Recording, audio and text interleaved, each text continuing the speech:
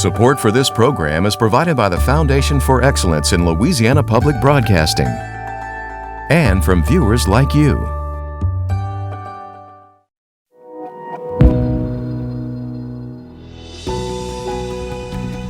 Hi, and welcome to Louisiana Spotlight.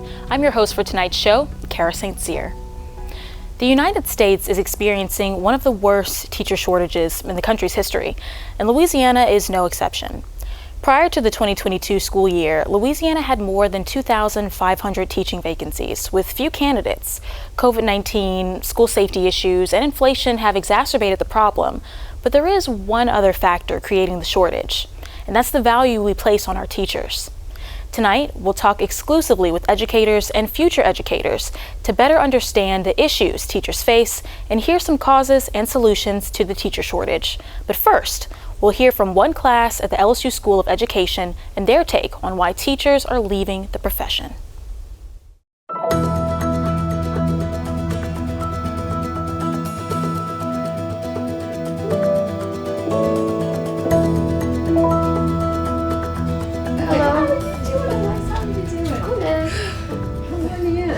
My name is Margaret Weston Pickley. I am a professor of professional practice here at the LSU School of Ed. The class that you observed, the focus is world language methodology. So all of the methods of how to teach and the theory of second language acquisition. And in the class I have one student that's going to be teaching Spanish, one that will be teaching French, and then a science teacher, but she has lots of English learners in her classroom, so she is taking that to learn all of the methods of how to scaffold and differentiate her instruction for her English learners in her classroom. So we're already having a teacher shortage, but even more so is that evident with our world language teachers. If there is not a time and place in history that we need individuals that speak multiple languages, I don't know what is. I mean, we are a global society. And the fact that I have 3 students, well, what is that saying about us? And what is that saying about our future? My name is Alexa Wynn, and I'm a 4th grade science teacher here in Baton Rouge. This spring, I graduate with a master's in education in curriculum and instruction. It's very important that we get more teachers that do work with EL students, because the state of Louisiana, every day we're having more and more people migrate from outside of the country. So it's important that we know how to service those students. Getting my master's has definitely been difficult, just because not only am I a master's student, but I'm also working as a full-time teacher in the classroom. And I also volunteer in the athletic department at my school. And so I think the most difficult part about getting the master's has just been the time constraints.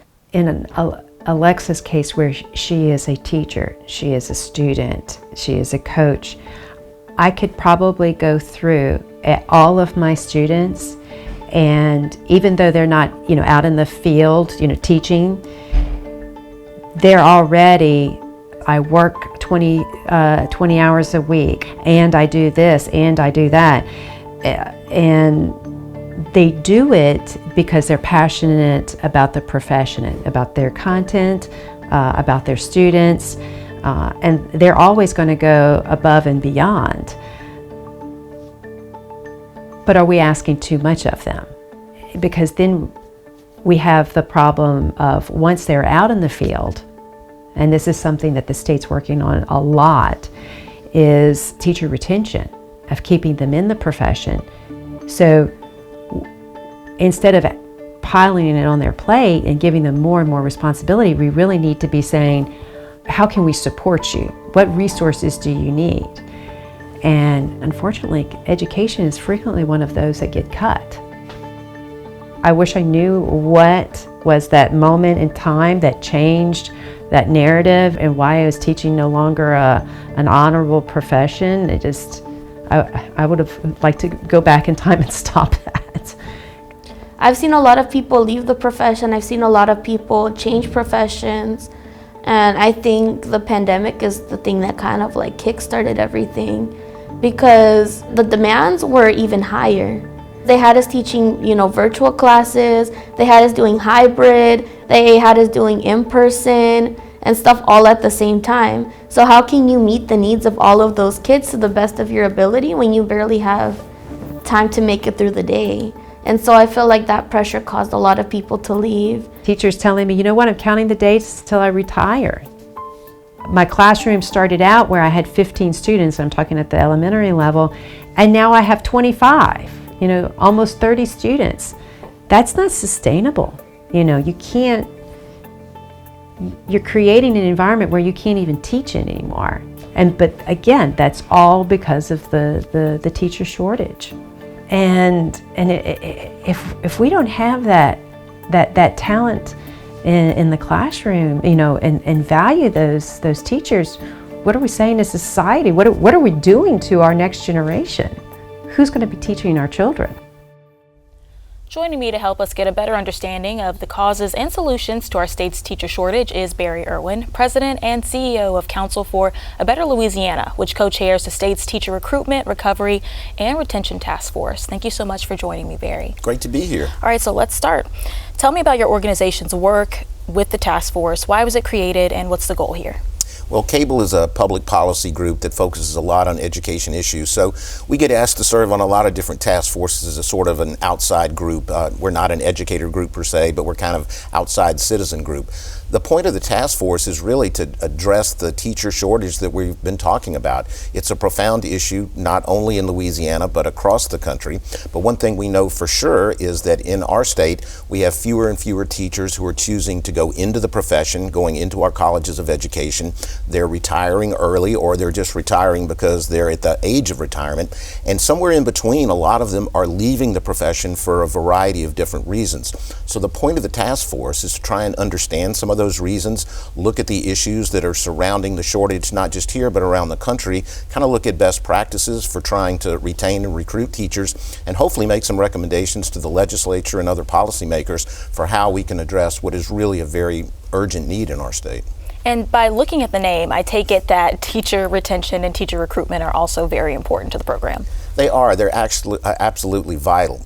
We have done a lot in our state in terms of, education reform efforts that have really improved, student performance and a lot of good things with policy. But one of the things that's really at the heart of that we've learned is that the thing that makes the biggest difference, or a huge difference, is really a quality teacher in the classroom. And if you have a shortage of teachers, that by its nature means you're having a problem with quality teachers in the classroom. I'll give you just a quick example. If you look at kind of the layout of what we have right now in terms of teachers in our state, about 75% of them are certified to teach in their area of expertise, the class that they're teaching in the classroom. That means that 25%, a whole quarter of our teachers, are either not certified to teach, but they're in the classroom, or they're certified to teach, but not to teach the class that they're teaching. So maybe you have a math teacher who's teaching English, or an English teacher that's teaching social studies. That's not an ideal situation. We also know that the shortages, at least for the largest part, are in math, in science, and in social studies. And in a state like Louisiana, like anywhere where we're trying to improve our efforts in terms of innovation, technology, we want more kids into STEM related areas. That's a bad thing when we have teachers who are not fully qualified having to teach those classes. So the task force conducted listening sessions with teachers all around the state. So are there any reoccurring themes that you heard from teachers that kind of contribute to the shortage? Yeah, we heard a few things. I'll start by saying we heard some encouraging things, and that's always good. One of the things we heard overwhelmingly from teachers is that they're in the profession because they want to make a difference in the lives of kids. We heard that across the board. I think another one of the good things we heard is that teachers feel confident in their roles. They're confident in their classroom, being able to manage the classroom, and feel like they have the tools and resources, by and large, to do that. And they also feel like they're effective at what they do. They feel like they're making that difference for kids that they want to make. But on the flip side, there are some issues that, are part of this teacher shortage issue. Three of them that stand out is, teacher pay. We know that, to start with. The status of the teaching profession, and also working conditions. So we know about teacher pay. In Louisiana, it's below the southern average. We just had a $1,500 pay increase, but that still doesn't really get us that much closer to the average, because some of the other states, including nearby Mississippi and Alabama, have raised teacher pay higher than that. So we know that's an issue, and we can talk about that forever, I suppose. But the other thing is about the status of the teaching profession. We heard over and over again that the teachers don't feel respected as a profession the way maybe, not just doctors and lawyers, but CPAs and bankers and others are seen as a profession, that somehow teachers don't feel they're appreciated or recognized in that same way. In terms of, in fact, I'll make a reference to a chart that we saw, and this is really disconcerting. We saw a national chart, this isn't just Louisiana, but it showed that back in the 70s, if you asked individual, would you want your child to be a teacher, 75% said yes. Today that number's 35%. So the esteem that the teaching profession has is not the way it used to be.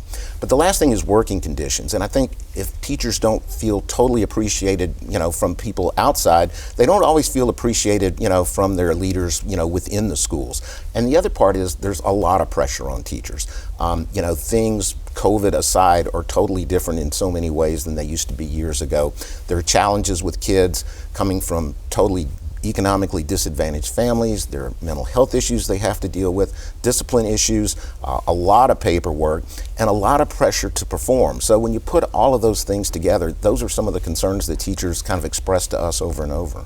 But speaking of working conditions, the teachers that we just heard from, Dr. Piccoli and from Alexa Wynn, they did say they felt undervalued and underappreciated, but COVID also was playing a role in this. Has that been a catalyst for the teacher shortage? Absolutely. We had the teacher shortage before COVID happened, but it certainly has exacerbated things. If you think about it, teachers are made to teach in the classroom. That's what they're trained to do. And what happened with COVID is they had to kind of relearn, how are you going to teach kids if you're not going to be in the classroom for some periods of time. They went almost a whole semester where it was either virtual or not much instruction at all right when COVID hit. But after that, even when they got back into the classroom, it was a totally disrupted atmosphere. I mean, some kids were there, some were not, some were virtual, some were not.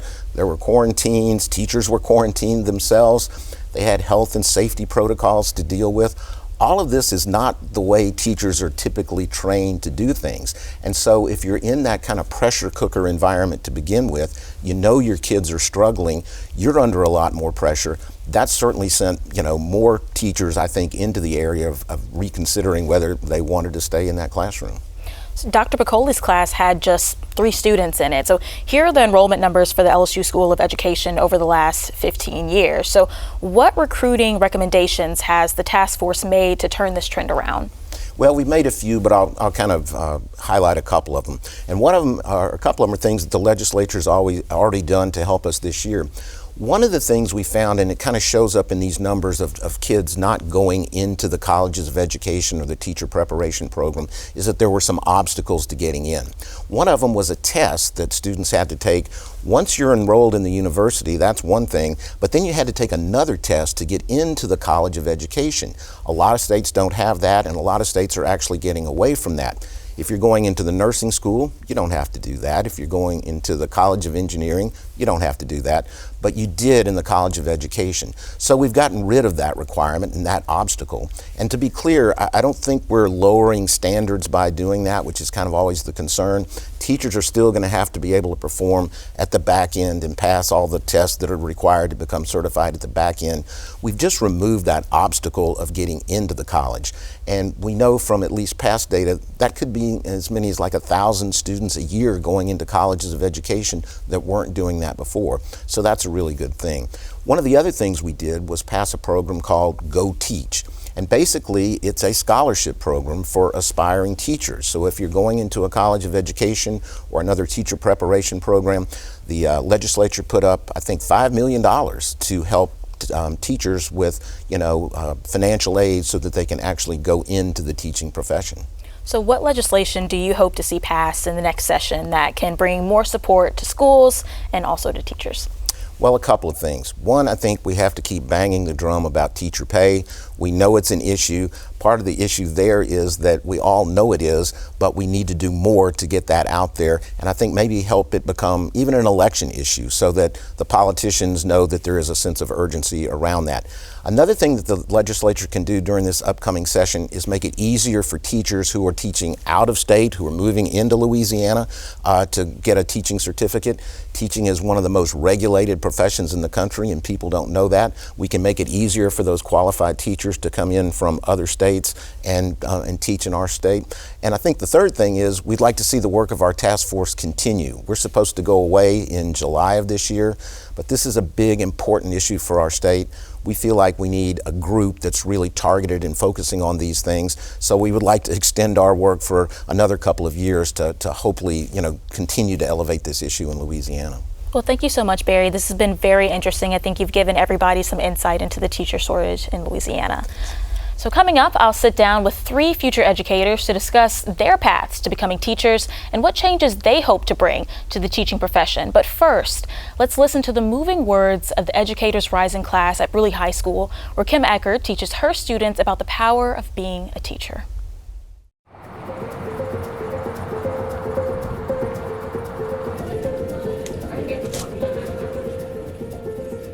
So we were talking about like inequitable situations and what a teacher can do. Because like you said, teachers are not superheroes, and that's actually something that we need to disappear. Like teachers are no, we're not, because it diminishes the skills and it diminishes the work and it diminishes the trying. We're not born special. We work really hard to be good, right? And so everything that we're learning, you were studying these court cases, you were studying history, you were looking at current court cases, but it always begs the question, what are we gonna do differently? What are we gonna do next? How are we gonna always continue to make a classroom better? I am Kimberly Eckert. I work for West Baton Rouge Schools, so I teach Educators Rising at Rouge High School in the morning. Educators Rising, it's a national organization, and its sole job is to really recruit the next generation of teachers, for students to be able to come together and really understand what the profession is, what it means, and exactly why they've got the skills and the dispositions and the potential to be a great teacher. We started it here. It was actually piloted first in Rouge High School. We spend 2 years really opening their eyes to teaching as a means to social justice, to teaching as a means to community impact, and then teaching as a means to really affect change. And I don't think that a lot of the current generation, or really all of the people alive on the planet, understand exactly what it means to be a teacher, or exactly the impact that we can have. And also I think people tend to forget the impact that teachers make most of the time. Sometimes it gets overshadowed by bad teachers, but when you really look deep into your journey throughout your whole education and you look at the good teachers, you realize how big of an impact it makes. For me, ever since I was a kid, I knew I was going to be a coach when I got older, and I knew in order to coach in high school, you also have to be a teacher. And so when I first got in the classroom, that's what I was mainly thinking about. I was going to be teaching in order to be a coach, but now that I'm thinking about it, it's teaching. I'm starting to take it serious, and it's starting to become something true to me. The kids that I've been teaching at the internship at the other school, they mean a lot to me, and they really impacted me a lot, especially after I got my injury and stuff, and knowing that they were all there for me. Those kids mean a lot to me. So yeah, I'm starting to see how I can affect kids and do the same thing that my dad's been doing, and really just reach out to kids and make them the best they could possibly be. Thank you so much for that. Oh my gosh, the human beings in my class, I'm lucky. They teach me, I think, way more than I teach them, and they won't know it because part of my skill is to be able to make sure that they're the stars of the show. But I'm deeply affected by them always, the joy, the emotions, and I think it's pretty cool to get to model that, to be a vulnerable person, and you have no questions about whether I'm professional or strong. I'm strong as all get out. Strong doesn't mean that I'm not affected by you and that you aren't equally strong enough to have the power to affect me. And I think that especially young people, they don't feel enough of that the ripple that they cause is going to ever turn into anything. So I think it's really cool that we've got these opportunities, and they happen all the time, really in any class. It is such a gift to be in a space where that many people are being human, and it's okay, and it's encouraged. I think that's cool and really affirming. Joining me now to discuss the future of teaching in our panel, John Foster Benoit is a junior at Rouge High School and in his first year of the Educators Rising program with Ms. Eckert. Micah Allen is a junior at the LSU School of Education, where she majors in early childhood education and is also an ambassador for the School of Education. Cameron Stewart is a senior at the LSU School of Education, where she graduates in the spring in elementary education. She is also an ambassador for the School of Education. All right, so why did you guys decide to pursue a career in teaching? Mr. Benoit, let's start with you. Yeah, ever since I can remember, I've always wanted to be a leader. My goal, my purpose on this earth was to make change. And due to society's view on the teaching profession, I didn't know what an impact it made until I took the Educators Rising course with Ms. Eckert at Rouge High. Going into that course really helped me realize that being a teacher is the way that I'm going to make the most change in the world. Make the most change in the world. And also with you, I mean, you switched majors to pursue teaching. Why did you switch? So I am very blessed to have a path set before me by my family. My father was a teacher at one point. My mother's a principal in East Baton Rouge Parish Schools, and my sister is also a teacher in East Baton Rouge Parish Schools. And so I was always in the classroom growing up, and I thought that I wanted to be a doctor one day, but I really heard the advice that find something you love and then figure out how you can make money from it, not the other way around. And so I realized I was a gymnastics teacher when I was in high school, and being around kids was it just brought me great joy. And I think that was kind of my driving force. And I also am fueled by purpose, and so I know that while teaching I am making a purpose, and so I was happier with being an education major, and I've been happier since. So I kind of see it as like a message and kind of a testimony to all people to follow your purpose, not just what society tells you to do regarding what they think success is. So yes. All right, and Micah, what about you? So I am originally from New Orleans. It's not like a secret that the education system there isn't what it should be or where it needs to be. So I kind of took it as like, let me be the change that I wish to seek. A lot of my family members, my friends were not able to go to schools that were like the better of New Orleans schools. So I just wanted to make the difference in the schools that like people didn't really want to go to. So I guess like just being the change, kind of like what he said, like being the change that I wish to seek, like make a difference, find something that I enjoy, and like paying it forward in that aspect. So yeah, and in some way all of you really just want to make a change, but to do that, you know, it's a difficult path ahead. What are your fears about becoming teachers? I think a fear I have is definitely burnout, because I think sometimes a battle that I think a lot of teachers have is you love the kids, you love being there, you love making the change, but also sometimes you have to take care of yourself, and being a teacher requires a lot. I'm currently a student teacher, and just the things that I've seen, I just wish, I always say this, I've been saying this, I wish people could spend a day in the classroom and they could see how much it requires. And so I think a fear that I have is just burnout, because you don't want to leave because you love the kids, you love the impact you have, but also you want to take care of yourself, and to find that balance is kind of something that's not that easy. So yeah. What about the rest of you? Yeah, well, my greatest fear is that the public will continue to be uneducated about education in general, because if I'm a teacher and they continue to be uneducated, you know, they're not going to vote for what they need to vote for. They're not going to be advocates for, and they're not going to respect us. We're going to be still hold as we are now in the shortage of teachers, and similar to what Cameron said, we'll be in a burnout. All right. And I would just say, like, a teacher is an educator, but a teacher wears many hats. You're a mother, guardian, social worker. There's a lot of aspects that go into that. So I think I'm most fearful of, like, being put in tough situations that aren't academic, that I really have to deal with, and leaving that at school.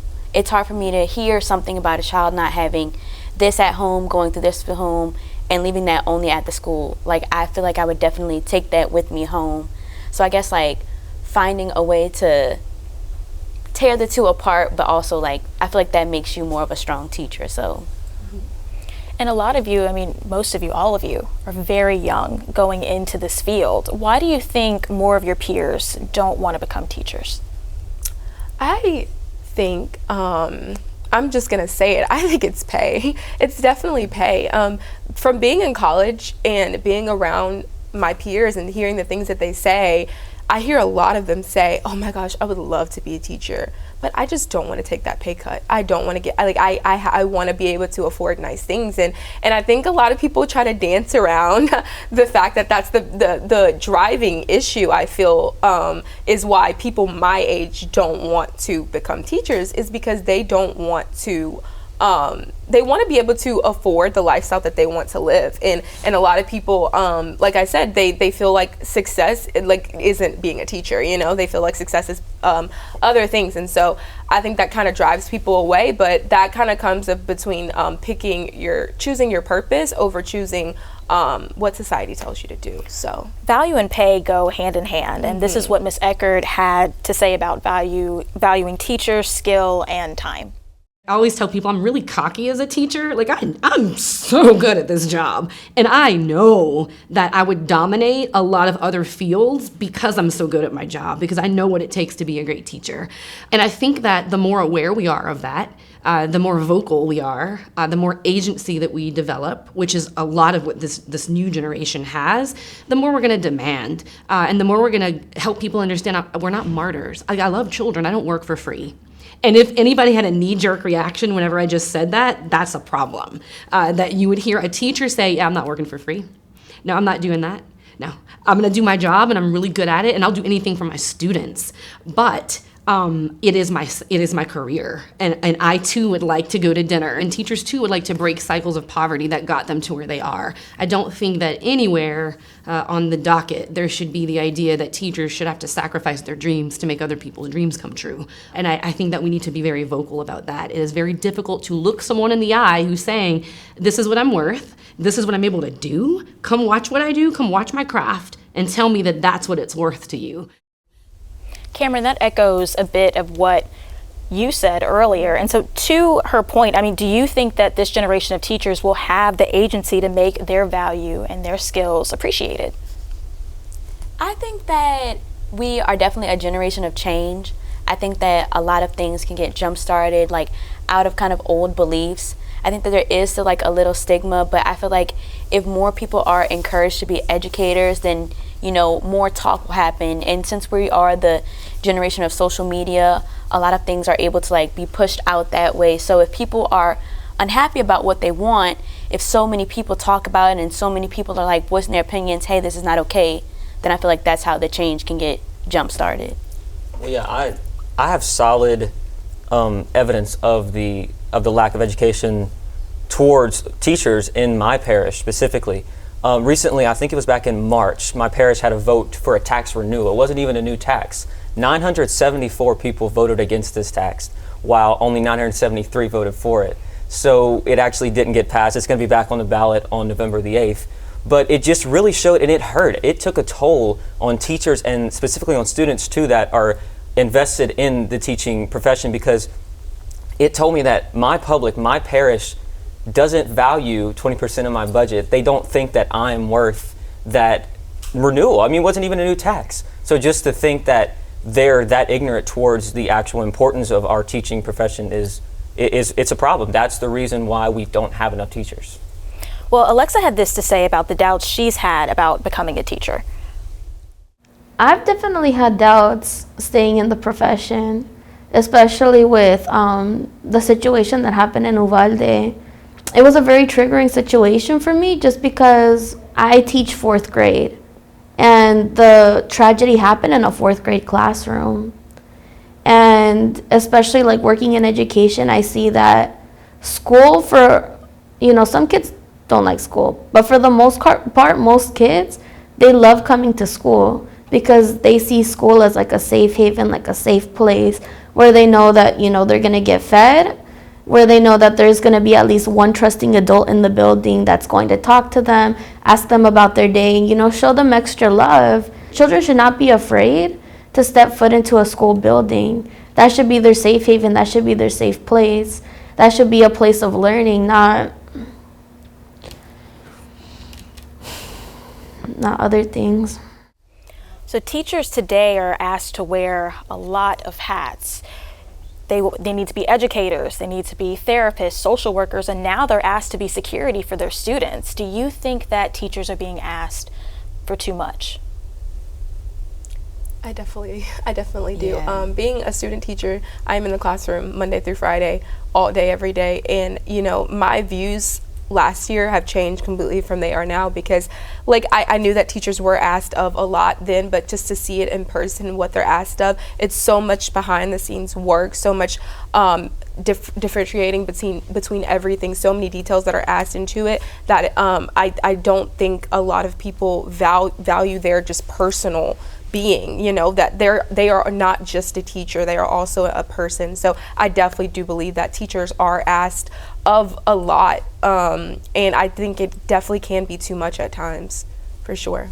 Well, definitely, because the problem here is that, okay, you say teacher, right? Teacher, period. You can be a mediocre teacher. You can go into a classroom, you can put information on a board, and you can give it to your students. But if you are a true good teacher, like I believe, us on this panel to be, and people that are inspired to help others, you're going to assume the roles that lack. You're going to be the therapist for the student that needs it. You're going to be the coach. You're going to be whatever you need to be if you really are invested in that. And you don't have a pay doc. You can't say, okay, I provided therapy to the student, because that's voluntary, and that just shows the passion towards the kids that our teachers have, and it shows why they need to be paid more than they do. Micah, you have anything to add? I think that a lot of people think that that's just expected of teachers. Like, you're supposed to educate, you're supposed to do this, you're supposed to do that, but it's like, that has to be, if you're going to expect me to do that, that has to be acknowledged. That has to be, taken accounted for, whether it be financially, emotionally, given the right resources. If you're going to ask me to do all these jobs, then you have to provide me the right resources to do those things. I feel like just acknowledging that is the biggest part. So given all your answers, what do you want to see change in the teaching profession, and what do you hope to change whenever you become teachers? Our problem in society today is that we're not respecting teachers. We don't look into their lives, and we don't know what they really go through and what they really do. If we do educate the public, which is what we need to do to answer your question, then we will start seeing people voting. We will start seeing people taking respect. We will start seeing people acknowledging that this is what they do. So it's all about education, not only education of the student, but education of the public, of the government, of the people of our nation. Right. And I would definitely say, even as a student, whenever I tell people, oh, I'm an education major, I'm sure Cameron can attest to this too, it's like, oh, bless your heart, or oh, you have so much patience, thank you for that, I couldn't do that. But it's like, well, why not? And I also think it's kind of a career that's looked down upon. People definitely put doctors over teachers, but it's like, who are creating your doctors? Who are creating your lawyers? It has to start somewhere. The world needs educators, and I feel like people don't see that in a broad spectrum view. They're just kind of like, oh, you just like to play with kids, or oh, that's just something that has to happen. But it's like, if you're gonna have policemen, doctors, firefighters, I would put teachers right up there too. We are all here for a reason and serve a good purpose. So I think definitely educating the public, like he said, getting people aware of what we do and why it's relevant, why is it important. Yeah, like Micah said, teaching is the profession that creates all other professions. And also, like he said, the foundation of, I think, the issues that we have regarding the teacher shortage is because the public has no education of what goes on in a classroom, what we deal with day to day. And also, I think sometimes even administration at the schools, I think they were teachers beforehand, but sometimes they kind of just shy away from sympathizing with teachers, and so the support isn't there in some schools, and so that also drives teachers away. And so I think just being vocal about everything, just I love social media at this in regarding this situation, because you can shed light and show other people what goes on in a classroom, or what teachers are actually dealing with that may not ever have the chance to know, and so then action can take place. So yeah. Well, thank you all so much for all of your input, and I'm hopeful for the future just from talking to the three of you. So we'll continue this conversation with our final panel, but first we'll go back to Ms. Eckert's classroom where her students discuss the issues further.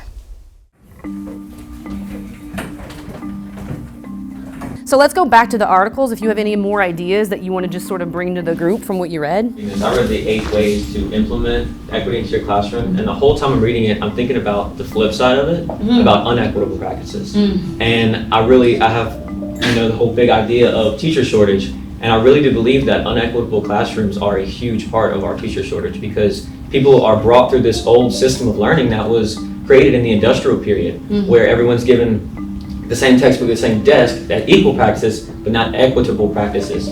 So they have this negative connotation and idea of what the school system is, and the minute they graduate, they want to get out of it and never have anything to do with it again, because they were treated unequitably. We always remember teachers, and we don't just remember the greatest ones we've ever had, right?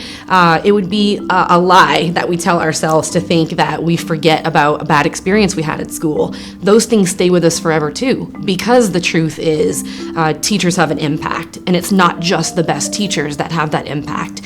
So I think that whenever it comes to those sort of perceptions, and I see this with my students too, sometimes they had a really bad experience and they never want to return to the scene of the crime. They can't see themselves going back to school if school is a place where they were fundamentally unhappy or not in a position where they felt valued. And that's something that we have to talk a lot about with the current generation as well. But I think the main thing that has impacted me was the internships, being able to work with kids that immigrated here and had the same experience as me. And when I was small, when I first moved here, I had bad teachers that would make fun of my English. And I think teaching is about taking those bad teachers and those bad experiences and knowing what you don't want to do and how to make it better. We're not here to uphold status quo. Whatever it is that makes you not want to, don't you think the next generation deserves better? And so I think that there's a big opportunity for us to sort of look within, and not just within teachers, within society, within communities, within all the reasons that have perpetuated the cycles that make people not want to become teachers. So I think it comes from within and without, that we have to spin all the plates. We've got to recruit, we've got to make sure that we're preparing people well, and we've got to make sure that the conditions exist where people want to stay, because we are very difficult to replace. A great teacher is almost impossible to replace at any given time, because it takes years to be a great teacher, because again, they don't just fall out of the sky. We are fortunate to have teachers here from all around the state right here in our LPB studios. Dr. Henderson Lewis has been an educator for over 25 years and is currently an assistant professor in educational leadership at LSU School of Education. He came to LSU this year after being the superintendent of New Orleans Public Schools for 7 years.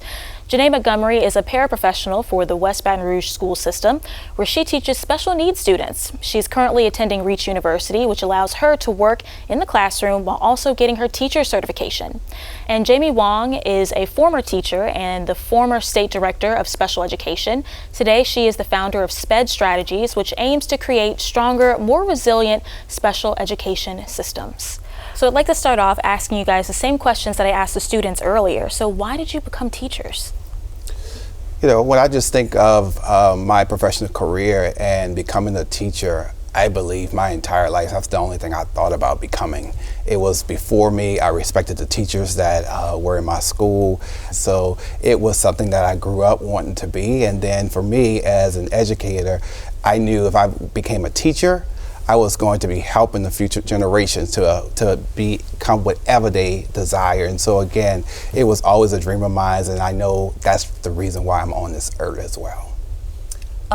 Same for me. I always knew that I wanted to be an educator growing up, but also think it's really great how educators have firsthand experience in impacting the students' lives on a daily basis, and that we have the first-hand experience with impacting the kids for the future. So I feel like that's really important, and it's the best joy and gift that I could think of as being an educator. My journey to education is a little bit different than my colleagues up here. I didn't always know I wanted to be an educator. I grew up in New Orleans, and right out of college, about 3 days after I graduated, I moved up to Washington, D.C., and found myself working on Capitol Hill and education policy. And through that work, I actually had an opportunity to come back home to New Orleans in the post-Katrina education, really the beginning of the post-Katrina education reforms. and saw firsthand schools that I drove by every day, communities that I lived in, the total transformation that was happening inside the school buildings and in the communities as a result of strong leaders and strong educators, and was truly inspired and went back up to DC the next day, called DC Teaching Fellows, which was a transition to teaching program, and said to them, I want to be a part of this, and I want to be a part of it in a way, tell me what you're having the hardest time staffing, and that's how I ended up in special education, and haven't looked back since.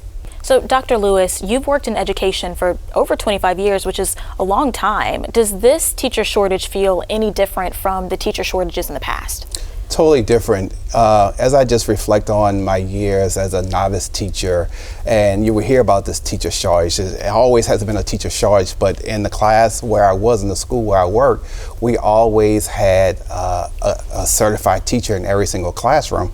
And even when someone would end up maybe quitting, the district will actually find a replacement.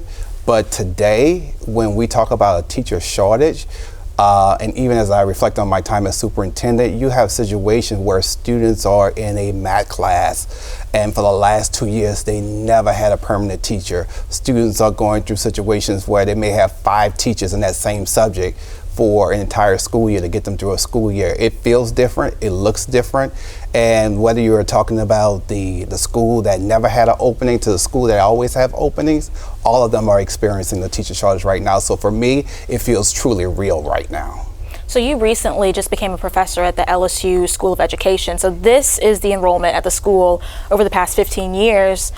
What do you think is causing this trend?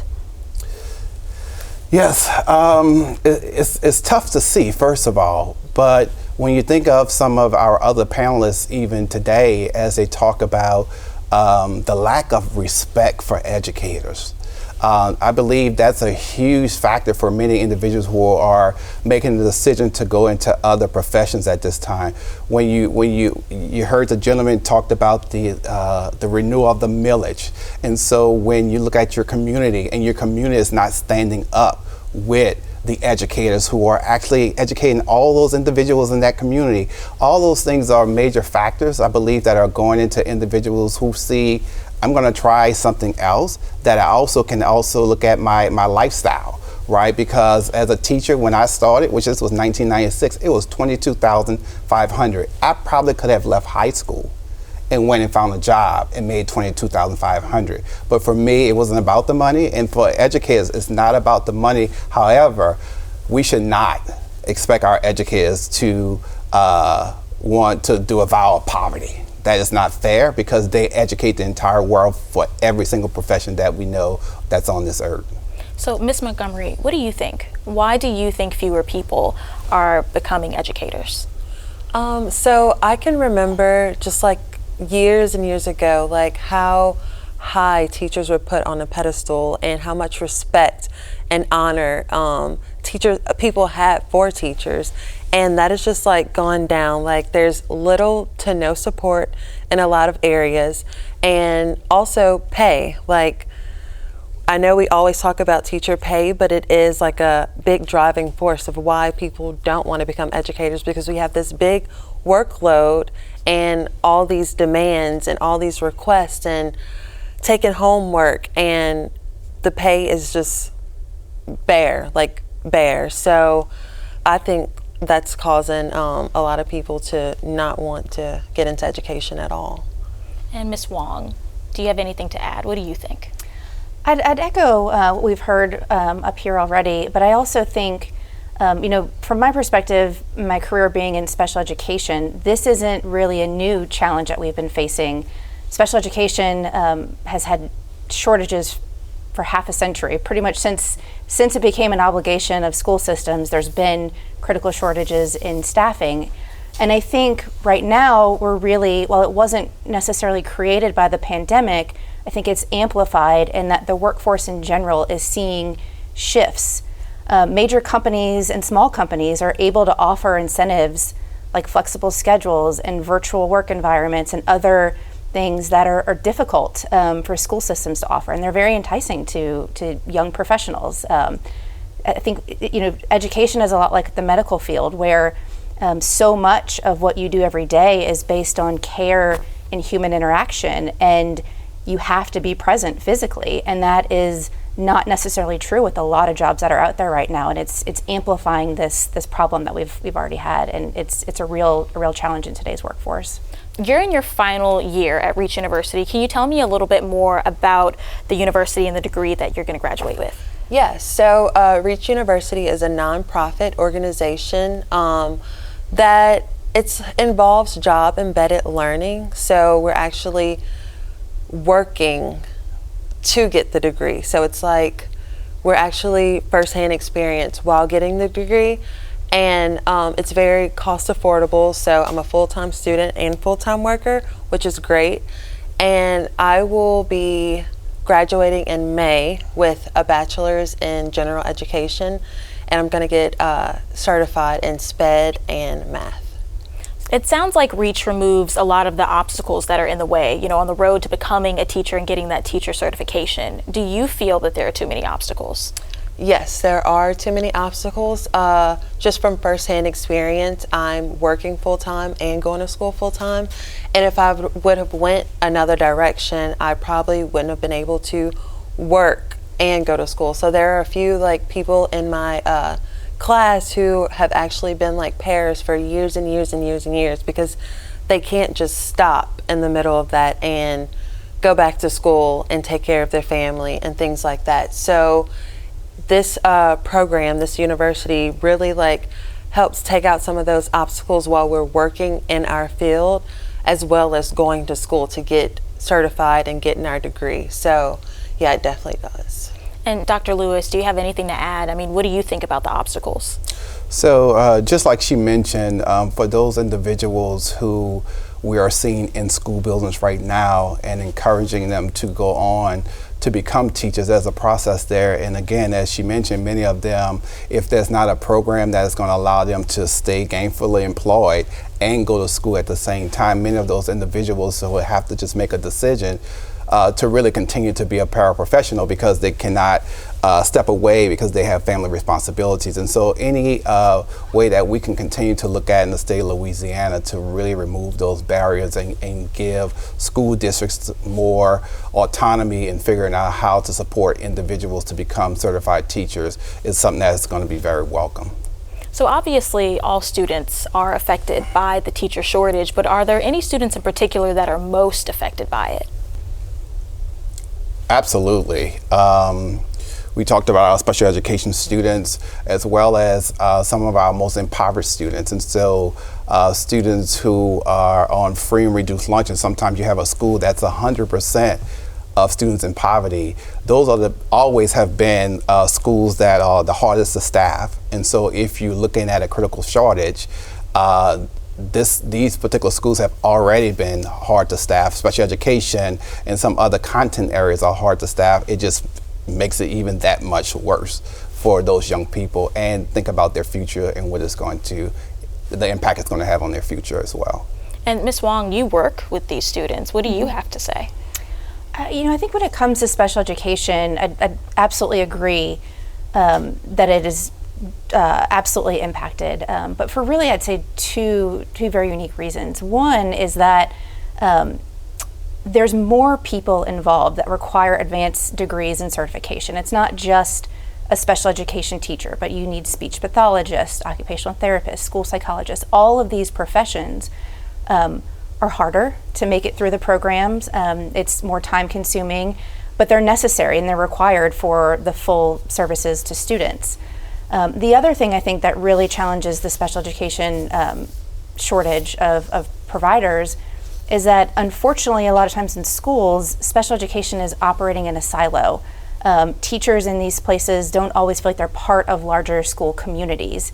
You often see general education teachers feeling like a special education classroom is a place where they can send students who might have struggles learning or have struggles with behavior, and you sort of perpetuate this separation. And that sort of not being really immersed in the school community, coupled with the added layer of compliance that comes from the federal and state regulations around special education, it sort of amplifies the responsibilities and makes it very difficult for people to come in, and once they're there to actually stay in that situation. Right, and not many people may know everything that goes into teaching these students. And for you, I mean, the education system seems to be changing a lot today, a lot more than it's ever have in the past. So with a shift from public to charter schools and learning pods, what do you all think the future of education will look like? Even when you mention like learning pods, for example, what it says to me is that we're on our way of choice for all, which will, in my mind, eventually see a day where when we look at funding for public education here in Louisiana, for every single family that has a child, here's your money for your child, decide on what you want to do with it to educate them. And which is really, really concerning to me because, again, as we just talked about, our most vulnerable population, those are the students who are really going to suffer based on the things that I see that are happening in our state at this time. And you guys are really, you're there, you see this up close. What does the future of education look like if this trend in the teaching workforce continues? I honestly believe that if this trend continues, then there will be more virtual classes, and which is not always great because like our kids need one-on-one, like firsthand experience in the classrooms. And like when COVID happened and how all of the kids were virtual or hybrid or things like that, if the trend continues and we keep losing these teachers, they will basically, I think, start to give kids like an option of, do you want to come to school? Do you not want to come to school?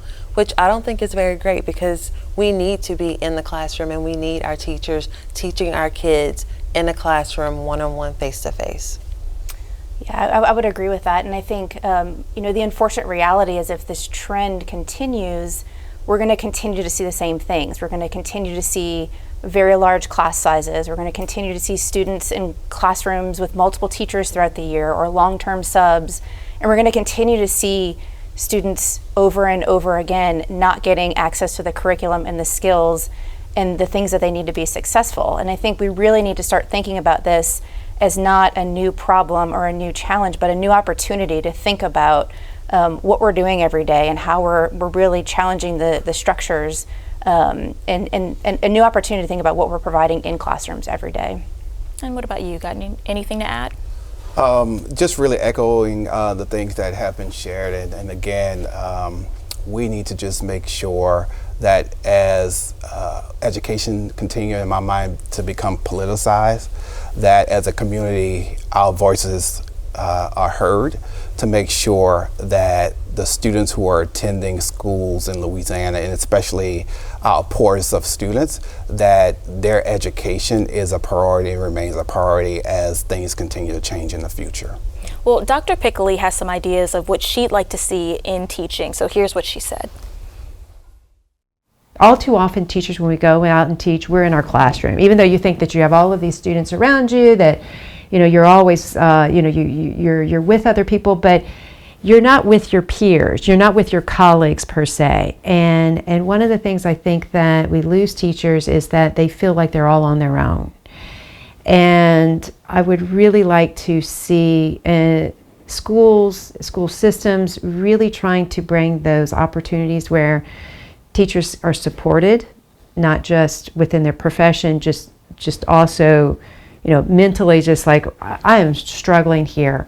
I need some help. And again, I think COVID really highlighted that, where we need to, we really need to be supporting each other.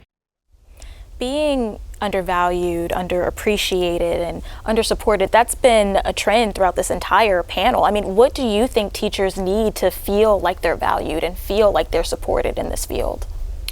I would say just to be heard. Like, the main thing is to just be heard, just to be respected. And like if someone would come in and just sit in your classroom for a day, like sit in their shoes and see how much is behind the scenes of what goes on, all the planning that needs to be done, all the work that we take home to try to give the kids the best education that they can get. I feel like just the support, I say support is needed. You know, when you think of, we heard this earlier as well with the other panelists around individuals who were once teachers and now principals, right? And seem as though they may have forgotten it when they came from the classroom. And even in my course at LSU right now, Leadership for Learning, I'm teaching aspiring principals how to lead teachers. And so we need to make sure that teachers who are in the classroom are supported by their principals and the administrative team, and teach those individuals who are in that role what that looks like, what it sounds like, and what it's not. Because I think for many of those individuals, they are leaving schools because of their administrators, right? So giving some more support to those people who are leading schools to make sure that they can actually corral their staff and keep those individuals in the classroom. Yeah, so really just, management and everything, meeting all of those teachers where they are and making them feel like they're a part of the team. Yes. And what about you? I'd say all the weight is on Dr. Lewis's shoulders. I think the most powerful thing for a teacher is a strong leader in their building, someone who has their back every day, all day, understands what they're doing, and is there with them side by side in the trenches, and really builds that sense of community that brings everyone together in service of kids. Thank you so much. This has been a really enlightening and a really important conversation that a lot of people would be interested in hearing about. And we also want to thank Mr. Erwin, Mr. Benoit, Miss Allen, Miss Stewart, Miss Montgomery, Dr. Lewis, and also Miss Wong for sharing their knowledge of these issues. So what do you, our viewers, think? We encourage you to comment on tonight's show by visiting lpb.org/Louisiana Spotlight and clicking on the Join the Conversation link. We'd love to hear from you. And thanks again for watching, and good night.